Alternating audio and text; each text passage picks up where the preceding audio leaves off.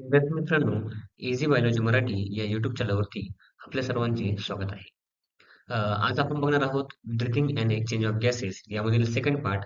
याच्या अगोदर मी या चॅनलवरती सेम फर्स्ट पार्ट जो आहे तो रेकॉर्ड केलेला आहे.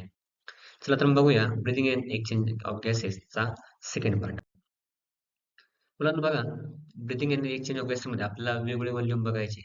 टायडल व्हॉल्यूम असेल, इन्स्पिरेटरी जर व्हॉल्यूम वगैरे असेल, त्यानंतर एक्सपिरेटरी व्हॉल्यूम असेल, रेसिड्युअल व्हॉल्यूम असेल, इन्स्पिरेटरी कॅपॅसिटी वगैरे असेल, एक्सपिरेटरी कॅपॅसिटी काय असते, फंक्शनल रेसिड्युअल कॅपॅसिटी काय असते, व्हायटल कॅपॅसिटी काय असते, टोटल लंग कॅपॅसिटी काय असते ते आपल्याला बघायचे. आणि याच्यावरती मुलांना भरपूर सारे क्वेश्चन आलेले नीटवरती. आता या सर्व व्हॉल्यूमवरती आपल्याला जवळपास भरपूर क्वेश्चन विचारलेले बघा. आता नीट 2024 वगैरे असेल, आता री एक्झामिन असेल, परत नीट 2024 वगैरे असेल, त्यानंतर नीट 2024चा सेकंड अटेम्प्ट वगैरे आहे त्याच्यामधला क्वेश्चन असेल, त्यानंतर नीट 2023ला व्हायटल कॅपॅसिटी काय असते, त्यानंतर नीट 2022ला काय फेज 2 मध्ये क्वेश्चन विचारले तुम्हाला सेमीच्या वरती, सेमी व्हॉल्यूम वरती. नीट 2019ला क्वेश्चन विचारला त्याच्यावरती. त्यानंतर नीट 2018ला क्वेश्चन विचारलाय सेम कंटेंट वरती. ते कंटेंट सेम आहे. टायटल व्हॉल्यूम असेल, इन्स्पेक्टरी व्हॉल्यूम त्याची कॅपॅसिटी किती, एक्सपिरेटरी व्हॉल्यूम कॅपॅसिटी किती, रेस्पिरेटरी व्हॉल्यूमची कॅपॅसिटी किती. नीट 2017ला पण क्वेश्चन विचारले त्यावरती. अशी वेगळी व्हॉल्यूम आहे. तर मग पहिलं बघू आपण टायटल व्हॉल्यूम. मला गॅरंटी आहे एवढी, तुम्ही जर हे लेक्चर पूर्ण बघितलं तुम्हाला ते क्वेश्चन जे आहेत 100% सोडवतील. आणि मी तुम्हाला लास्टला परत ते क्वेश्चन देणार आहेत मी. त्यानंतर तुम्ही ते टाइम लावून क्वेश्चन सोडवायचे. तुम्हाला 100% क्वेश्चन जमणार म्हणजे जमणारच. आता बघा, टायटल व्हॉल्यूम म्हणजे काय. आता टायटल व्हॉल्यूमची स्पीड फ्रेशनली एकदम बघा. व्हॉल्यूम ऑफ एअर इन्स्पायर और expire during a normal respiration. जेव्हा आपण श्वास आतमध्ये घेतो आणि श्वास बाहेर सोडतो अशा वेळेस जे आपण रेस्पिरेशन करतो त्याला काय म्हणतो आपण टायटल व्हॉल्यूम जे आहे. मग ते किती दिलेलं आहे आपल्याला, it is about the 500 ml. जवळपास प्रत्येक मिनिटाला किती असतो, 6000 ते 8000 मिली पर्यंत असतो. याला काय म्हणतो आपण टायटल व्हॉल्यूम. मग तुम्हाला काय लक्षात ठेवायचं, जर टायटल व्हॉल्यूम फक्त इन्स्पायरेशन एक्सप्रेशन आपण जेव्हा एक्सपायर करतोय नॉर्मल रेस्पिरेशनला तेव्हा काय मिळतोय, ठीक आहे. पण ते पण किती, 500 ml आहे. म्हणजे तुम्हाला ही लक्षात ठेवायचं किती, 500 ml आहे. मग किती, 6000 ते 8000 ml पर मिनिटापर्यंत हा लागू पडतो. कशाला, इन्स्पायरला आणि एक्सपायरला. इन्स्पायरेशन म्हणजे काय, श्वास आतमध्ये घेणे, आणि एक्सपायर म्हणजे श्वास म्हणजे CO2 बाहेर रिलीज करणे. याला काय म्हणतो आपण टायडल व्हॉल्यूम, टीव्ही असं म्हणतो. ठीक आहे. याच्यावरती क्वेश्चन वगैरे आहे, मी तुम्हाला दाखवतो परत. त्यानंतर दुसरं आहे आपल्याला इन्स्पिरेटरी रिझर्व्ह व्हॉल्यूम काय असतो, IRV, इन्स्पिरेटरी रिझर्व्ह व्हॉल्यूम. और कॉम्प्लिमेंटल एअर काय असते बघा, additional volume of air that can be inspired by forceful inspiration. म्हणजे तुम्ही एकदम फोर्सफुल श्वास घेतला आतमध्ये, ओटू आतमध्ये ग्रहण वगैरे केलाय, आणि तुमच्याकडे किती कॅपॅसिटी पूर्णपणे कोणता तो व्हॉल्यूम आतमध्ये साठवण्याची किंवा तो श्वास पूर्णपणे आतमध्ये साठवण्यासाठी, मग तुम्हाला त्याचं लिमिट दिले किती, 2500 ते 3000 ml पर्यंत. मला सांगा, आपण टायटल व्हॉल्यूम किती बघितलं, 500 ml पर्यंत. आता इन्स्पिरेटरीचा व्हॉल्यूम आपल्या किती, 2500 ते 3000 पर्यंत. याच्यावरती क्वेश्चन आहे, मी तुम्हाला दाखवलं क्वेश्चन, ठीक आहे. म्हणजे ऍडिशनल तुम्ही जो व्हॉल्यूम घेतला ऑलरेडी किती, 500 ml जो आहे, त्याच्यापेक्षा जास्त अजून किती घेऊ शकता, फक्त 2500 ते 3000 पर्यंत. याच्यापेक्षा जास्त तुम्ही घेऊ शकत नाही, हे लक्षात ठेवायचं. त्यानंतर एक्सपायरेटरी रिझर्व्ह व्हॉल्यूम. आपण आता काय बघितला, इन्स्पिरेटरी रिझर्व्ह व्हॉल्यूम म्हणजे किती अजून तुम्ही श्वास आतमध्ये घेऊ शकतात. आता लास्ट कोणता आहे, सेकंड कोणता आहे, एक्सपिरेटरी रिझर्व्ह व्हॉल्यूम आहे. म्हणजे तुम्ही फोर्सफुली किती जो श्वास वेग आहे म्हणजे CO2 जो आहे बाहेर टाकू शकता बघा. Additional volume of air that can be expired by forceful expiration.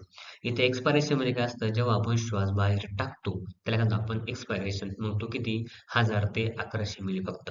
म्हणजे आपण इन्स्पिरेशन किती करतो, 2500 ते 3000 पर्यंत, पण आपण एक्सपायर किती करू शकतो, 1000 ते 1100 ml पर्यंत.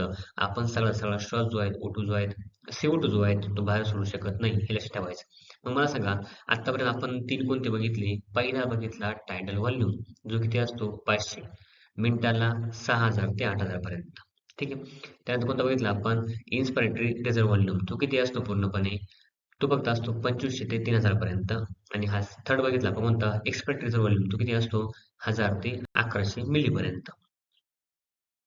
तिसरा रेसिड्युअल व्हॉल्यूम.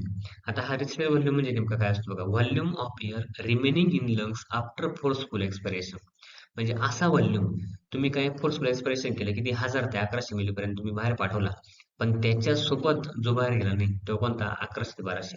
म्हणजे तुम्ही किती CO2 जो आहे तो बाहेर टाकण्याचा प्रयत्न करा, पण आपल्या पूर्णपणे लंग्स मध्ये 1100 ते 1200 ml जो सिबुटोग्र आहे तसा राहणार म्हणजे राहणारच. याला काय म्हणतो आपण रेसिड्युअल व्हॉल्यूम जो राहतो आपल्या लंग्समध्ये रिमेनिंग राहतो. फोर्सफुल एक्सप्रेशन केल्यानंतर सुद्धा लक्षात ठेवायचं किती 1000 ते 1200. मग आता लिमिट सांगा बरे. आपण किती बघितले पहिल्यांदा टायटल व्हॉल्यूम बघितला, नंतर इन्स्पेक्टर व्हॉल्यूम बघितला, नंतर एक्सपेक्टेड व्हॉल्यूम बघितला आणि चौथा कोणता रेसिड्युअल व्हॉल्यूम आपण बघितला. नेक्स्ट आहे आपल्याकडे इन्स्पायरेटरी कॅपॅसिटी किती आहे आपल्याला. Total volume of air inspire after normal expiration. ठीक आहे त्यानंतर आपण टी व्ही प्लस आयआरव्ही म्हणजे आपण जो व्हॉल्यूम आतमध्ये घेतलाय इन्स्पायर केला आफ्टर नॉर्मल इन्स्पायरेशन. इथं शब्द आहे इन्स्पायरेशन टी व्ही प्लस आयआरव्ही.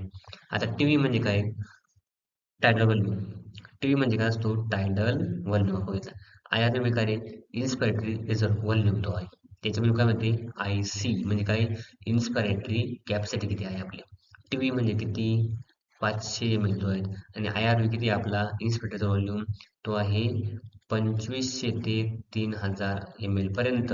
या दोघांची काय बनते आपली जवळपास इन्स्पिरेटरी कॅपॅसिटी मग ती किती 3000 ते 3500 मिली पर्यंत बघा.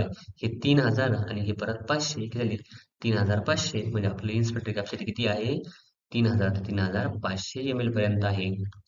मला सांगा आपण काय बघितलं आतापर्यंत टायडल व्हॉल्यूम किती असतो 500. इन्स्पायरेटरी रिझर्व्ह व्हॉल्यूम किती असतो 2500 ते 3000 पर्यंत एम एल पर्यंत असतो. ठीक आहे. एक्सपायरेटरी रिझर्व्ह व्हॉल्यूम तो किती असतो आपल्या जवळपास 1000 ते 1100 पर्यंत. किती 1000 ते 1100 एम एल पर्यंत असतो. त्यानंतर आपण नंतर बघितलं इन्स्पेक्टरी कॅपॅसिटी बघितली आपण ती किती असते जवळपास आपली 3000 ते 3500 पर्यंत असतात असे जवळपास. अजून एक बघितलं मला कमेंट मध्ये सांगायचं आहे. ठीक आहे.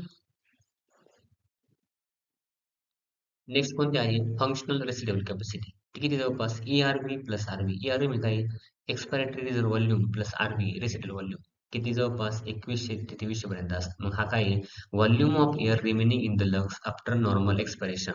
व्हॉल्यूम किती राहतो याच्यामध्ये कशामध्ये आपल्या लंग्स मध्ये रेडी तो किती असतो 2100 ते 3000 पर्यंत.